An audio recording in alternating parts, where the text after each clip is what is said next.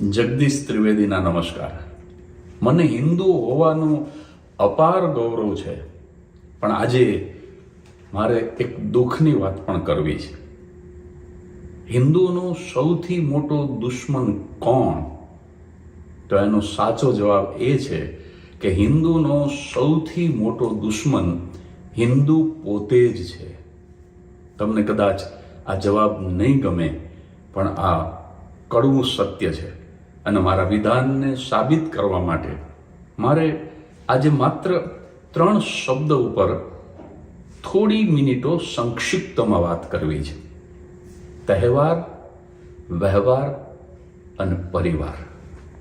પહેલી વાત, તહેવાર. આપણા હિન્દુઓના ધાર્મિક તહેવાર ખાલી તમે વિચારો. નવરાત્રિ. ઘણા હિન્દુને ખબર નથી કે વર્ષમાં 4 વખત નવરાત્રિ આવે: કારતક, મહા, ચૈત્ર અને આસો. પણ એને માત્ર આસોની જ ખબર છે, કારણ કે એના માટે નવરાત્રિ એટલે પાર્ટી પ્લોટમાં જઈ અને મોડી રાત સુધી બસ નાચવું, કૂદવું, જલસા. માતાજીની સાધના, આરાધના અને ઉપાસનાના આ ઉત્તમ 36 દિવસો વર્ષમાં મળે છે હિન્દુને, પણ નહીં માતાજીનો મંત્ર બોલવો, નહીં આરતી, નહીં શ્લોક, અને બસ મોજ, મજા, મસ્તી, ખાણીપીણી. આપણે કેવા કપડાં પહેરીએ છીએ, આપણે શું કરીએ છીએ, મારા કરતાં તમને વધારે ખબર છે. જન્માષ્ટમી શ્રાવણ મહિનામાં આવે. શ્રાવણ મહિનો એટલે આખો મહિનો જુગાર રમવાનો મહિનો. બહેનો પણ મોડી રાત સુધી જુગાર રમે. પુરુષો જુગાર તો રમે, સાથે વ્યસન પણ કરતા જાય. ક્યાંય શ્રદ્ધા જેવું નામ નહીં. મહાશિવરાત્રિ. શિવરાત્રિ એટલે ભાંગ પી અને નશો કરવાનો તહેવાર.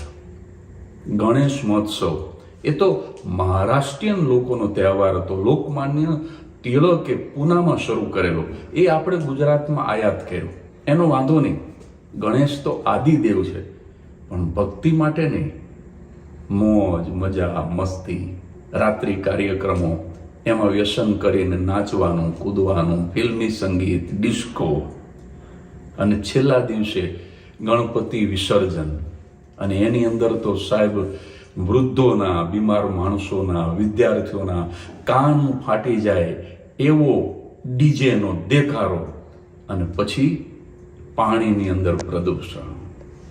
બીજા દિવસે જઈને તમે જુઓ તો તમને અરેરાટી ઉપજે એવી ગંદકી. સાહેબ, આ તમામ તહેવારોને શાંતિથી વિચારજો. હું તો માત્ર આજે મુદ્દા જ બોલવાનો છું. વિડીયો પૂરો થાય એટલે આપ આંખ બંધ કરીને શાંતિથી વિચારજો. સાહેબ, આપણા તમામ ધાર્મિક તહેવારોમાંથી ધર્મ નીકળી ગયો, શ્રદ્ધા નીકળી ગઈ. એને શું કહેવાય ખબર છે? આત્મા અને ચેતના નીકળી ગયેલું ખોળીનું. બીજો શબ્દ વ્યવહાર એટલે આપણા લગ્ન, સગપણ, ચાંદલા, ચૂંદડી, સીમંત, જનોય, આ તમામ આપણા વ્યવહારિક પ્રસંગો. એની અંદર 12મું અને 13મું પણ આવે. આપણે લગ્નને કેવો તમાશો બનાવી દીધો છે, એ તો હું આ અગાઉના વિડીયોમાં બોલી ગયો છું, એટલે આજે નહીં બોલું. પણ આપણા આ બધા જ વ્યવહાર દેખાદેખીથી, કોઈને દેખાડી દેવા માટે, હું બહુ મોટો છું એવું સાબિત કરવા માટે, એમાં થતો કરિયાવર, એમાં થતા મામેરા, એ દેણું કરીને, વ્યાજે લઈને પણ રૂપિયાનો ધુમાડો સાહેબ. અને એક વસ્તુ કહી દઉં કે આપણા બેસણા પણ શક્તિ પ્રદર્શન જેવા થઈ ગયા. બાપુજી ગુજરી ગયા તો એમની સ્મશાન યાત્રામાં 1200 માણસ આવ્યા હતા, પણ એ મોટા ભાગના તો સાહેબ લેણિયાત હતા બાપુજીના. સાહેબ, આપણા આ વ્યવહારોમાંથી લાગણી નીકળી ગઈ, આપણા વ્યવહારોમાંથી ધાર્મિક વિધિ નીકળી ગઈ. 16 સંસ્કાર તો હિન્દુ ધર્મની કરોડરજ્જુ હતી. આપણે એ સંસ્કાર જ ભૂલી ગયા તો ધર્મ કેવી રીતે ટટ્ટાર ઊભો રહી શકે? એટલે જે સ્થિતિ આપણા ધાર્મિક તહેવારોની થઈ, એ જ સ્થિતિ દેખાદેખીમાં દેખાડી દેવા માટે આપણા વ્યવહારોની પણ થઈ. ત્રીજો શબ્દ છે પરિવાર. સાહેબ, આપણા સંયુક્ત કુટુંબ હવે તૂટી ગયા સાવ. હૂતો અને હૂતી બે રહેતા હોય ને એક ત્રીજો એમનો કૂતરો હોય. કિતની દીવારે ઉઠી હૈ એક ઘર કે દરમિયાન, અબ ઘર ही ગાયબ હો ગયા દીવારો દર કે દરમિયાન. મા બાપની સાથે કોઈને રહેવું નથી સાહેબ.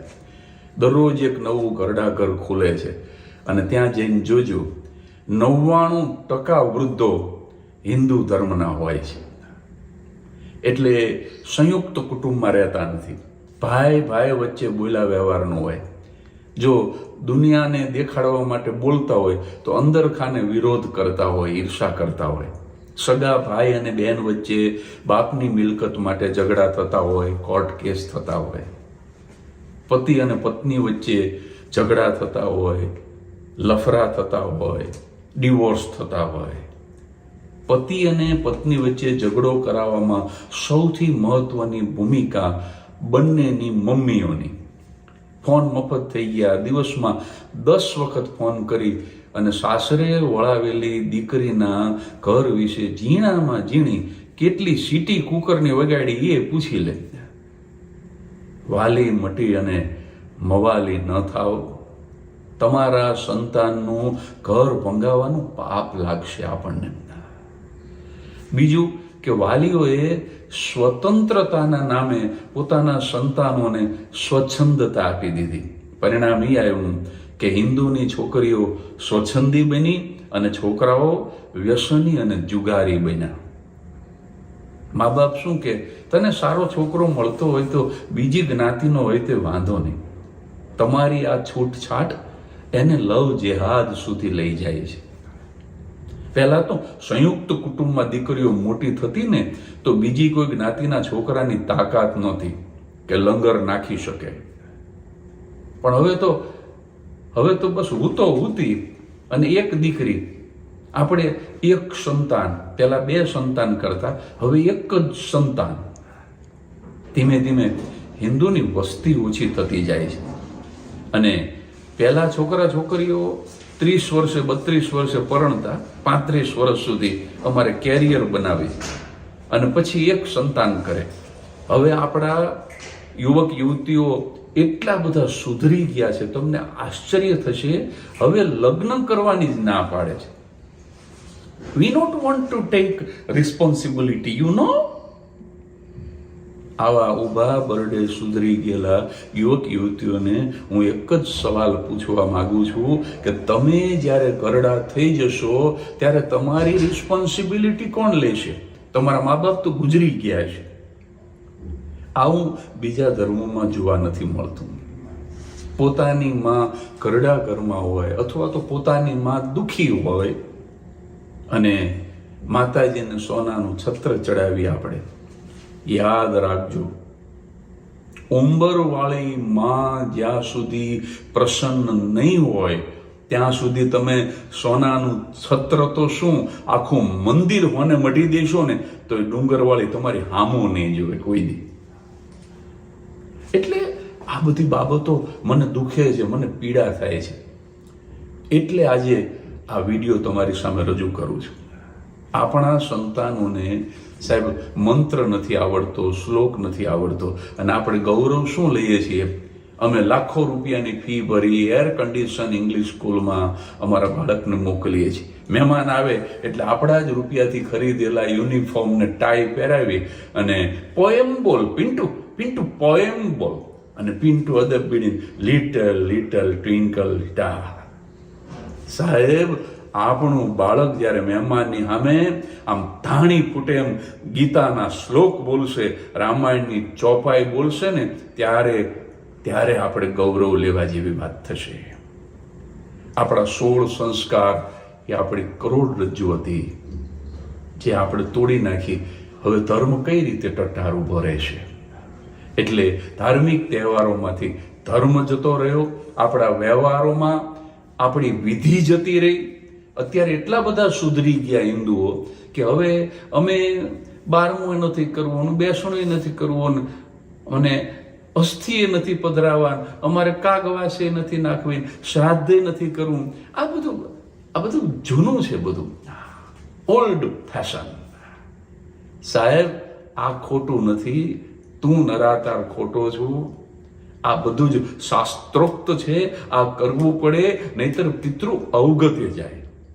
એટલે આપણે દેખાદેખી, દંભ, દેખાવ, દાવપેચ એની અંદર અટવાઈ ગયા અને ખરા અર્થમાં ધર્મ, આપણી શ્રદ્ધા, આપણી ભક્તિ એનાથી થોડાક આપણે વિમુખ થઈ ગયા એવું નથી લાગતું? અને એટલે આ વિડીયોની શરૂઆતમાં હું બોલ્યો હતો કે હિન્દુનો સૌથી મોટો દુશ્મન બીજો કોઈ નહીં, હિન્દુ પોતે જ છે. અને આ વિડીયો તમને, આમાં તો મેં માત્ર મુદ્દા જ તમને આપ્યા છે, પણ આ વિડીયો તમને વિચારવા જેવો લાગે તો બીજા હિન્દુઓને મોકલજો. એટલા માટે નહીં કે મારી વ્યુઅરશિપ વધે, મારા ફોલોઅર્સ, મારા સબસ્ક્રાઈબર્સ વધે. વર્ષોથી કે ઘોર નિંદ્રામાં સૂઈ ગયેલો હિન્દુ જાગે એના માટે થઈને આ વિડીયો ફોરવર્ડ કરજો. હરિઓમ તત્સત.